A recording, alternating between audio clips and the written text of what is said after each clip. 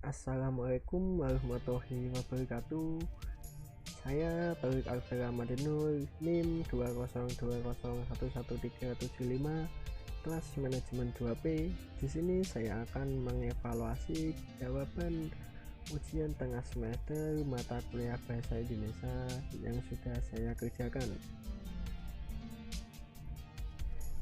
Nomor 1, jelaskan berdasarkan temuan dari mahasiswa di lapangan. Faktor-faktor apa saja yang menjadi kesalahan penulisan ejaan? Berikan contoh kesalahan yang sering muncul. Di sini ada beberapa faktor kesalahan penulisan ejaan, meliputi yang pertama, keterbatasan waktu dalam pembelajaran penulis. Yang kedua, kurangnya penguasaan kaidah penulisan ejaan. Yang ketiga, kurang ketelitian dalam menulis. Yang keempat, sering melihat atau mendengar tulisan yang salah. Contoh kesalahan penulisan ejaan: kata coklat merupakan kata yang tidak tepat. Kata yang benar adalah coklat. Ada tambahan huruf e-nya. Kata musola yang benar adalah musala. Kata milenial yang benar adalah milenial, tidak menggunakan double L ataupun N. Nomor 2, bagaimana langkah membedakan kutipan langsung dan kutipan tidak langsung dalam proses pengutip? Jelaskan dan berikan contohnya. Langkah membedakan kutipan langsung dan tidak langsung. Adanya suatu perubahan yang sangat jelas terjadi pada kalimat teks yang telah dikutip. Pada penulisan teks memakai spasi atau diberikan jarak antar baris. Diberikan sedikit jarak rapat di antara baris pada kutipan. Bisa dihimpit dengan penggunaan tanda kutip, namun bukan menjadi sebuah keharusan sebab boleh juga diambil tanda kutip.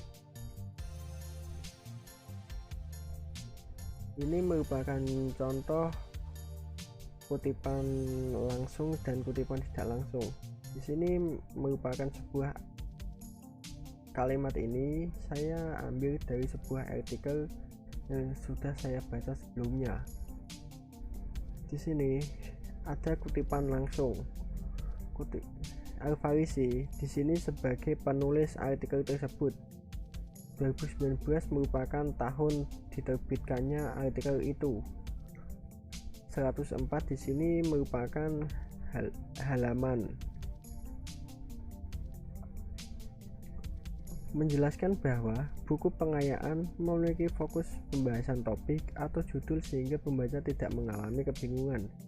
Hal ini sesuai dengan pernyataan Wahyudi dalam Al-Farisi 2019.2 halaman 104 menyatakan bahwa beberapa kelebihan dari buku pengayaan antara lain mempunyai cakupan materi yang lebih luas, masa edar yang lebih lama, kajian hanya fokus ke topik atau judul sehingga tidak melelahkan dan dapat ditulis tanpa batas waktu. Kutipan tidak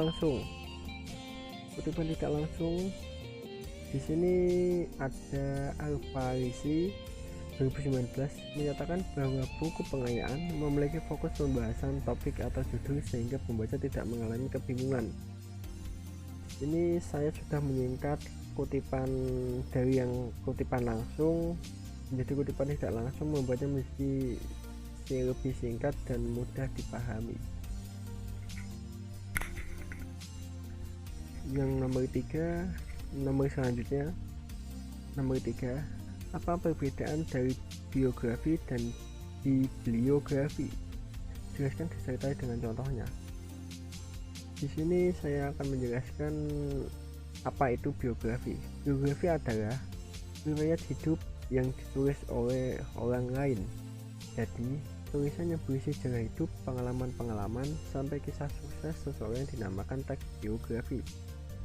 Saya mengambil contoh biografi dari sebuah penulis yang saya kagumi, yaitu bernama Firsa Bersari. Dia yang akrab disapa Bung Firsa ini lahir di Bandung 3 Maret 1984. Bakat bermusiknya sebenarnya sudah tercium sejak lama. Ia mulai menjadi anak band sejak tahun 2012. Namun dalam perjalanan karirnya tak mudah, banyak halangan dan rintangan yang harus dilaluinya. Bahkan dia dipersiapkan menjadi seorang penulis dulu yang bukunya telah tercetak ratusan ribu kopi. Buku-buku karya Fisa Besari sudah banyak, diantaranya yang paling fenomenal adalah buku pertamanya tentang catatan hariannya yang merupakan kepingan-kepingan statusnya di media sosialnya seperti Twitter dan Facebook. Buku itu diberi judul Garis Waktu, buku kesukaan saya. Buku ini sampai artikel ini dibuat sampai sudah puluhan kali, cetak ulang dan menjadi bestseller. Isinya bagus kok bukunya kok. Sedangkan bibliografi yaitu suatu daftar pustaka yang meliputi isi dan deskripsi sebuah buku yang terdiri dari judul, pengarang, nama penerbit, tahun penerbit, dan bahan penerbit lainnya. Contoh bibliografi. Di sini ada nama pengarang Dade Lewis, tahun terbit 2019, judul terbit, judul buku, sisi tengah, penerbit Media Kita. Contoh dari bibliografi Dade Lewis, 2019, sisi tengah, Media Kita. Nomor selanjutnya, nomor 4. Apa perbedaan makna antara kata pukul dan jam? Jika dilihat dari penggunaan untuk menunjukkan kata pergantian waktu, jelaskan disertai dengan contoh kalimatnya. Sini akan menjelaskan kata jam. Kata jam di sini menunjukkan masa atau jangka waktu yang sering kita sebut sebagai durasi. Contohnya, perjalanan dari Demak ke Temanggung ditempuh selama 4 jam.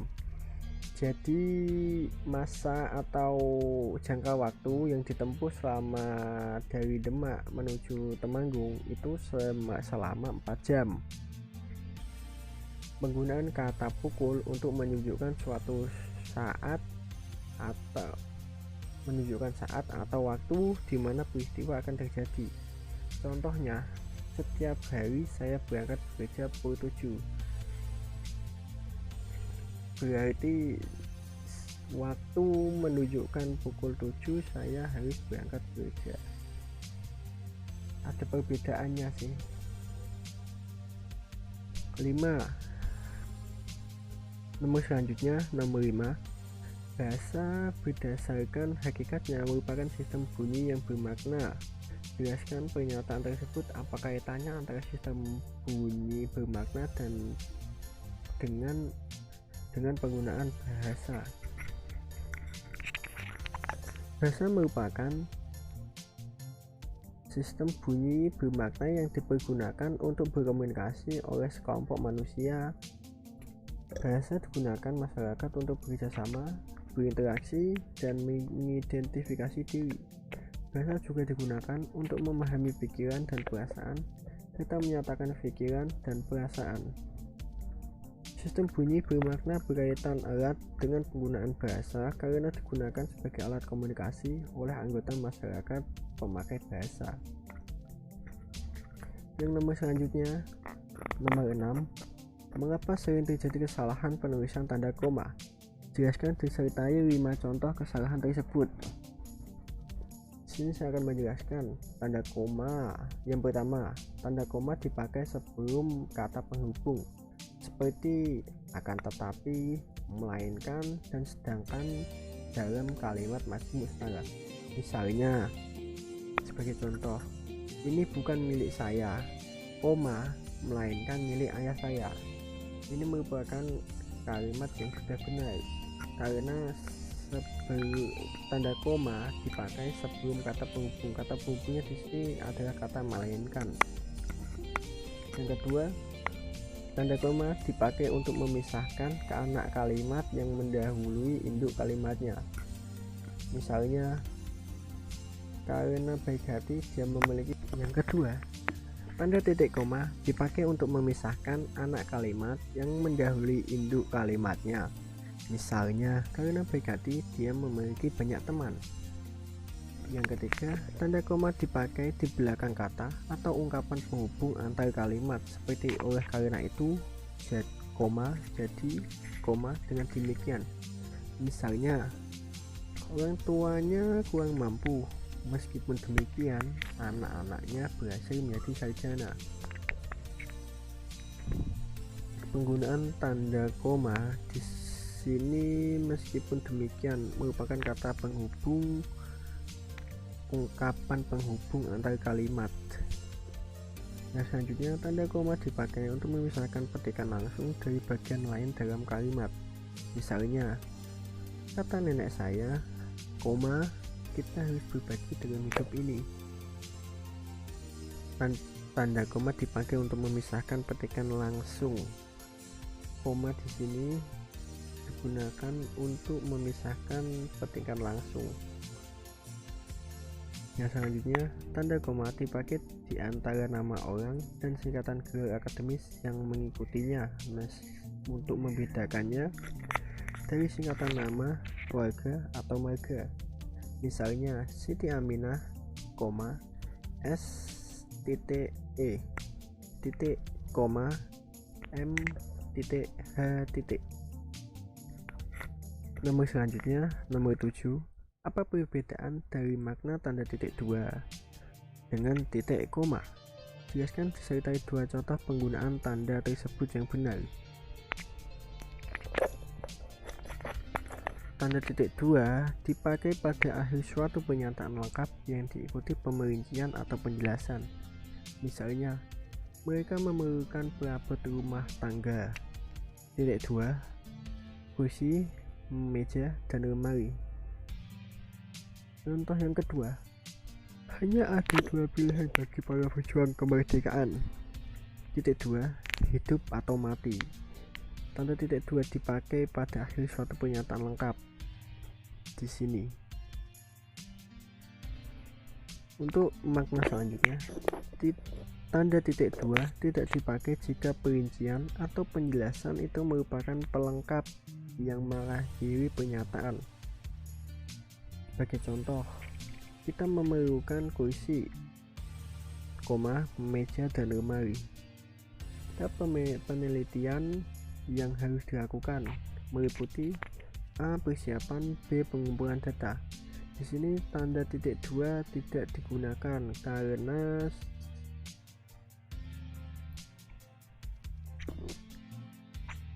penjelasannya merupakan pelengkap yang mengakhiri pernyataan.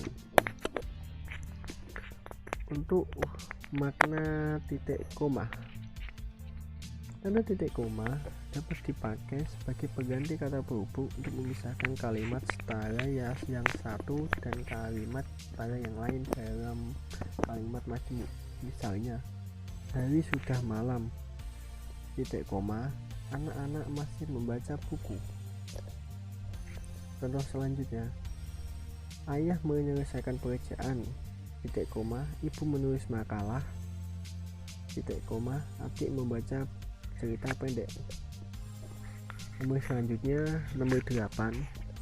Jelaskan mengapa sering terjadi kesalahan penulisan huruf miring. Berikan contoh kesalahan tersebut disertai dengan pembenarannya. Baik, mengapa sering terjadi kesalahan penulisan huruf miring? Dikarenakan huruf miring merupakan huruf yang ditulis miring. Ya, jelas sih. Dasarnya huruf miring digunakan apabila terdapat kata istilah bahasa asing untuk membedakan dengan kata lain ataupun istilah yang belum diindonesiakan. Sebagai contoh, kata download yang seharusnya ditulis dengan huruf miring, download. Kata energi yang seharusnya ditulis dengan huruf miring. Kata selanjutnya, kata error yang seharusnya ditulis dengan huruf miring. Yang keempat, kata open yang seharusnya ditulis dengan huruf miring. Kebanyakan di sini kata download, energi, error, open di sini merupakan kata bahasa asing. Yang nomor selanjutnya, nomor 9, Jelaskan bentuk kesalahan penulisan konsonan dan vokal pada penulisan karya tulis ilmiah. Berikan contoh kesalahan tersebut disertai dengan pembenarannya. Huruf yang melambangkan konsonan dalam bahasa Indonesia terdiri atas 21 huruf, yaitu B, C, D, F, G, H, J, K, L, M, N, P, Q, R, S, T, V, W, X, Y, dan Z.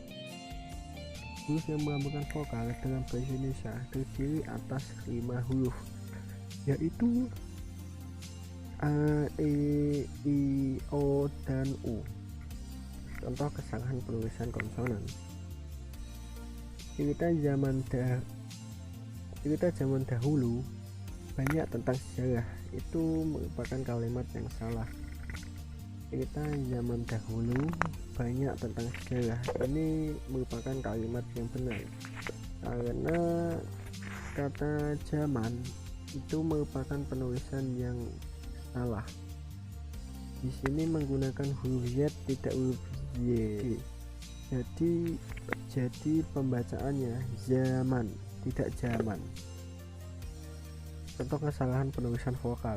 Makan akan terasa lebih enak jika ditambah dengan kecap, merupakan pembacaan vokal yang salah. Makan akan terasa lebih nikmat jika ditambah dengan kecap, ini merupakan pembacaan vokal yang benar. Kata kecap menjadi kecap. Terima kasih. Apabila ada kesalahan penulisan kata ataupun pembacaan yang kurang jelas, saya mohon maaf. Assalamualaikum warahmatullahi wabarakatuh.